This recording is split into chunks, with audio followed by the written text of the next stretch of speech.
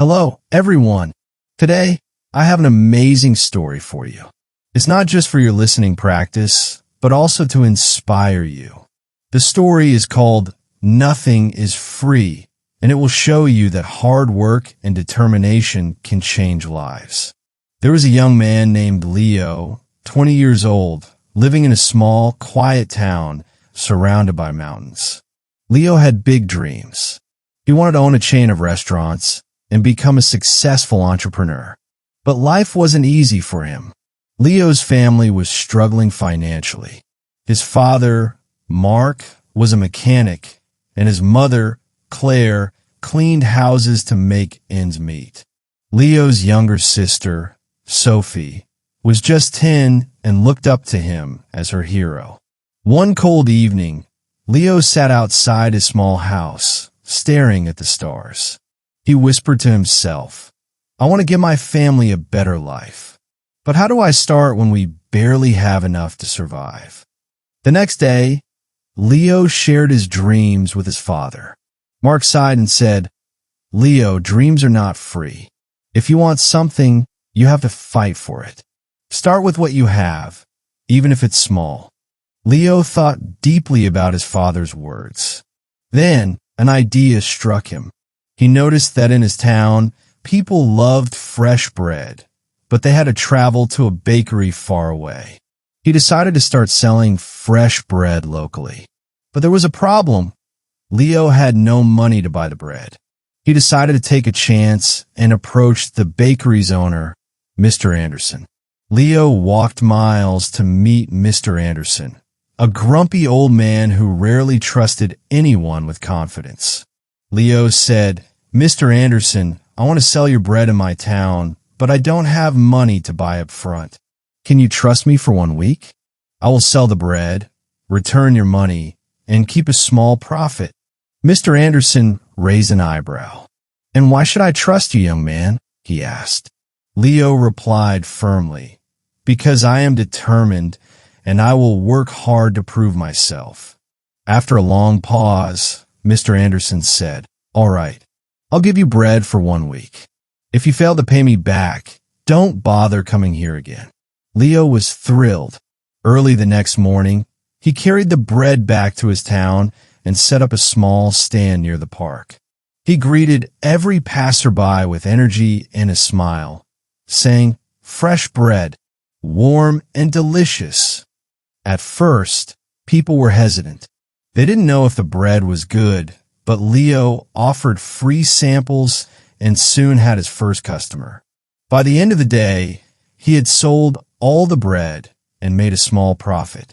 That evening, he returned to Mr. Anderson and paid him back.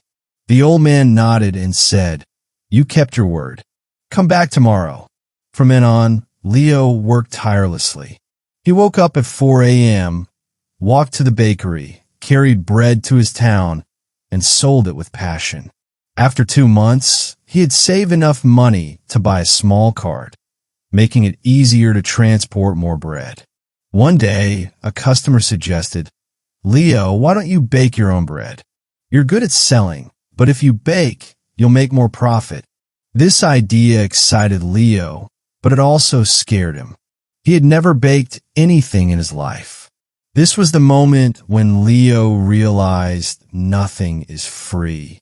Not success, not knowledge, not growth. If I want to succeed, I must take risks and learn, he thought. Leo couldn't stop thinking about the idea of baking his own bread. If he could bake, he wouldn't have to rely on Mr. Anderson, and his profit would grow. But there was one big problem. He didn't know how to bake. Leo decided to ask Mr. Anderson for help. The next morning, after delivering his payment, Leo said, "Mr. Anderson, can you teach me how to bake?" The old man frowned. "Why should I teach you? If you bake, you won't buy from me anymore. That's bad for my business." Leo looked at him and said, "You're right, but I won't forget the man who gave me my first chance. If I succeed, I'll make sure to help your bakery too." Mr. Anderson thought for a moment, then said, "Fine, but baking isn't easy. It takes time, patience, and hard work. If you're ready for that, I'll teach you. The lessons began early the next morning. Leo arrived at the bakery at 3 a.m. before the sun was up. Mr. Anderson showed him how to mix flour, knead the dough, and bake it perfectly. At first, Leo struggled. His hands hurt from kneading, and his bread came out too hard or too soft. One day, after ruining another batch of bread, Leo sat down, feeling defeated. He said to himself, "Maybe I'm not good enough for this. Maybe I should give up." But then he remembered his father's words, "Dreams are not free." He realized that every mistake was teaching him something new. Giving up was not an option. The next day, Leo went back to the bakery with even more determination. He practiced every single step carefully. Slowly, his bread started improving. After 2 weeks, Mr. Anderson handed him a loaf and said, "This is perfect, Leo. You're ready." Leo was overjoyed. He rented a small oven and began baking bread at home. His family was amazed by his hard work. Sophie, his little sister, helped him pack the bread, and his mother made tea for him while he worked late into the night. Soon, Leo wasn't just selling bread. He started making cookies and pastries, too. People in the town loved his products. They said, "Leo's bread tastes better than anything we've had before." But success wasn't easy. One day, a new bakery opened in the town, run by a young man named Eric. Eric had a big, fancy shop with colorful signs and decorations. People were curious and started buying from him instead. Leo noticed his sales dropping. He felt scared. What if he lost everything he worked so hard for? But instead of panicking, Leo decided to improve. He listened to his customers and asked, "What do you like about Eric's bakery? What can I do better?" Some said, "Eric's shop looks clean and pretty." Others said, "His cakes have beautiful designs." Leo realized he needed to grow not just as a baker, but as a businessman. Using his savings, Leo painted his cart, added bright decorations, and started offering free samples of his new pastries. He even learned how to decorate cakes by watching videos in the library. Slowly, customers returned to him. One evening, an elderly woman came to Leo and said, "I've seen many young men give up when times get hard, but you didn't. That's why we trust you."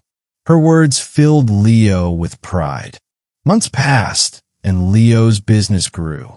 He saved enough money to rent a small shop. It wasn't as big as Eric's, but it was warm and welcoming. He named it Leo's Fresh Bakes. Every morning, he woke up before sunrise, baked fresh bread, and opened his shop with a smile. His parents and sister helped him. Sophie, now 11, loved talking to customers, and Claire managed the accounts. But Leo knew this wasn't the end of his journey. He wanted to reach more people, make his family proud, and prove to himself that anything is possible with hard work. Leo's bakery, Leo's Fresh Bakes, was becoming the heart of the town. People loved his fresh bread, cakes, and pastries. Business was growing, and his family was proud of him. But life wasn't done testing Leo. One stormy night, as Leo was closing his shop, he noticed smoke coming from the bakery. He rushed inside and saw that a small fire had started near the oven. He quickly grabbed water and managed to stop the flames, but much of his equipment was damaged. The next morning, when the townspeople heard about the fire, they came to check on him. Some said, "Oh no, what will Leo do now?" Others whispered, "Maybe this is the end for him." Leo felt heartbroken but not defeated. He stood outside his bakery and said, "This is just a challenge. I've faced struggles before, and I will face this too. I won't give up." He took a deep breath and began making a plan. He calculated how much money he had saved and realized it wasn't enough to replace all the equipment. For a moment, fear crept in, But Leo remembered his journey, how he started with nothing but a dream and hard work. Instead of sitting and worrying, Leo asked for help. He approached Mr. Anderson, who had retired, and said, "Sir, I need advice. What would you do if you were me?" Mr. Anderson smiled and said, "Leo, you already know the answer. You've taught yourself that nothing is free. Work harder, believe in yourself, and people will believe in you too."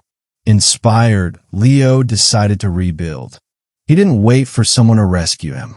He started baking at home again with the little equipment he had left. He told his customers, "I won't let you down. I'll keep serving you, even if it's just a small amount for now." The townspeople admired his courage. Many of them started helping him. Some donated ingredients. Others gave small amounts of money, and a few offered their time to help him clean and repair the bakery. Leo realized something important. When you work hard and never give up, people notice. They want to help someone who helps themselves. After months of hard work, Leo reopened his bakery. It was better than ever. He painted the walls, added new decorations, and even introduced new items like cupcakes and muffins. His customers were overjoyed. On the day of the grand reopening, the town's mayor came and said, "Leo, you are a true inspiration. You've shown us all that with determination, anything is possible." Leo stood in front of the crowd and said, "I want to thank each one of you. You've taught me that nothing in life is free. Not success, not respect, not love. Everything must be earned with hard work, patience, and persistence. Never let failure stop you. Every challenge is just a step to something greater." From that day, Leo's bakery didn't just sell bread. It became a symbol of hope. People from other towns started visiting to meet the young man who never gave up. Leo's story teaches us that. Number 1, dreams are not free. They require hard work and sacrifice, too. Number 2, failure is not the end. It's a chance to learn and grow stronger. Number 3, help yourself first. When people see your effort, they will support you. Number 4, never give up. The darkest moments are often just before success. Leo didn't just build a bakery. He built a life full of purpose, respect, and pride. And so can you. Whatever your dream is, don't stop chasing it. Remember, nothing is free, but everything is possible.